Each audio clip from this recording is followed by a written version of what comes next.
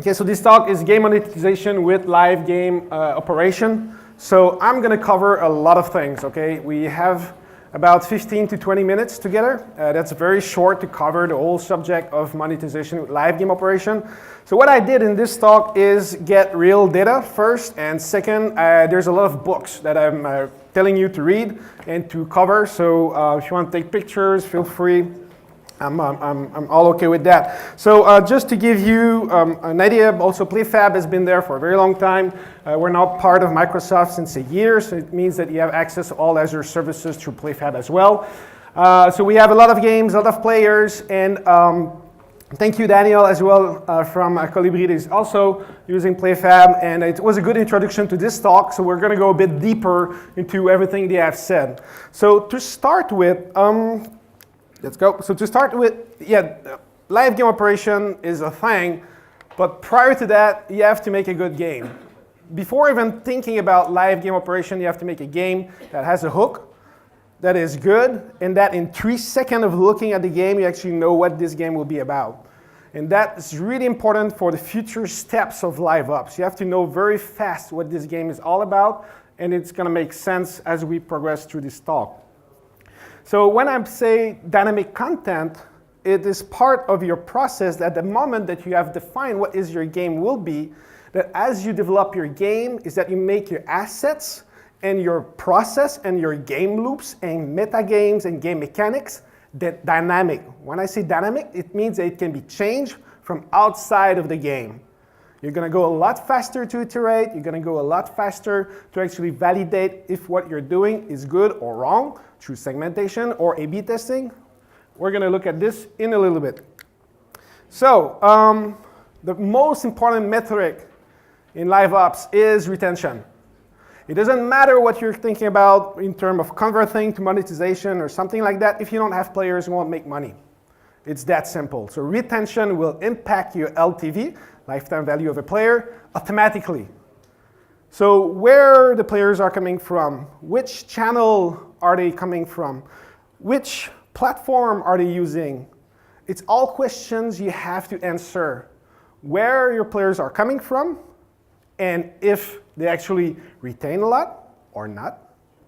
Are they actually converting to payer or not? It's all questions you have to answer to do proper live game operation. If you cannot answer those questions, it's going to be very hard to optimize and to also target as you get to grow your game and to keep your retention even longer. Then you're going to be able to understand which kind of players you have and give them what they want. That's the whole point, right? You know where they're coming from, you know what they want. There's a book about that called Influence, very old book.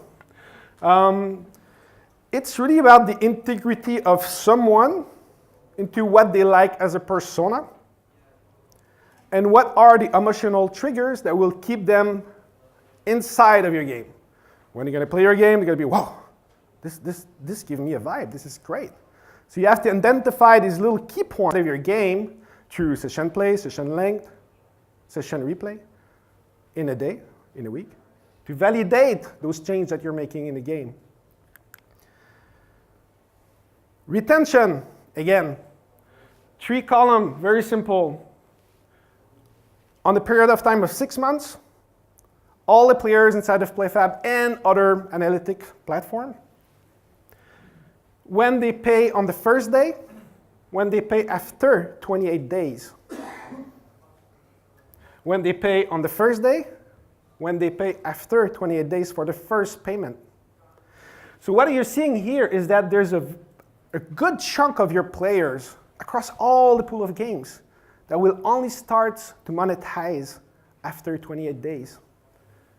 So it's true that 1 day retention is important. It's true that 7 day and so on. But you have to keep the player way longer than that. There's many whales that starts to pay after 100 days. So you need live ops, you need content, you need retention to keep them in your game if you want to make money. This talk is about making money. And when you look at the people who spend over $1,000, we're at 74% of the days possible to play since the first time they play. that they played. So I love playing, I'm saying, right? But they play almost every day. So another good book. So this book is quite funny, okay? Because you can use it if you're making TV series. You can use it if you're writing books. It's all about that little thing as part of a chapter that leads you to the other chapter afterwards. Live game operation, when you bring content to your player, such as a holiday, such as a special event for your hardcore gamers, when they finish it, they want to see the next one. And that's really important because you want your payers to pay again. You want them to stay in the game after the first time they pay. So having those really, really long, I would say, understanding of how to format your game will literally improve your retention and your monetization. It's a given. So as we go through retention, and monetize, now you want to grow your game. If you localize your game in these languages, these 10 languages that are here, you're going to cover 92% of all the spending in the world. So if you're going for hyper-casual games, you're going to be on ads related. So again, you have to localize 5 more languages to cover 74% of all the download in the world. Localization is extremely important. And one thing you have to know is that 50% of the people on this planet only buy something when you talk to them in their own mother tongue language. Because it convinces them, it feels natural. So that's a stat across all businesses, all of the industries out there. Localize. So here's some more stats that are very interesting. Games that are popular to be downloaded are not necessarily the ones who makes the most money. So if you look like in Japan, second column, and there's the big red maroon color, that's sports being downloaded on the second side, so here, right? So they download a lot of sport games, but it's barely make any in-app purchases, right? So obviously these games runs on ads, probably. So you have to really target where you're going with those games type, gameplay, metagames that you're doing, because it might influence, actually, for our first art currency gain through an ad. And ads is fine. 90% of the players in any game will totally tolerate ads. 90%. Don't be afraid of it. It might be that little taste of art currency by watching an ad that the player will do to, after that, actually do more in-app purchases. So it's a good initiator. Let's go on. Time spent again. So if you take the top 200 games, you can see that time spent through session length, number of sessions, is very important to make revenue through all the style of games. So obviously, if we go by style or genre, it's going to be very different. But still, it's a very good KPI to keep in mind, is that the games are making a lot of money through in-app purchases. There's more time being spent into them. I guess it's obvious they're just fun, right? So now we go into bringing life with live ops. So here's 4 colors. So the one on the left are the one that takes the most time to implement, and the one on the right are the one that takes the less time to implement. So if we start on the right, it's gacha, putting a virtual store, randomness, but also like achievements. It's going to improve your retention as much as your monetization services. And through all of these points, we can literally have a talk about each of these ones. So I'm not going to do that. But what I'm going to do now is still go into some games that implement some of these features, or I would say systems. And we're going to try to look a bit about them and see if that makes sense. I think they all make sense. So I guess most of you know this game.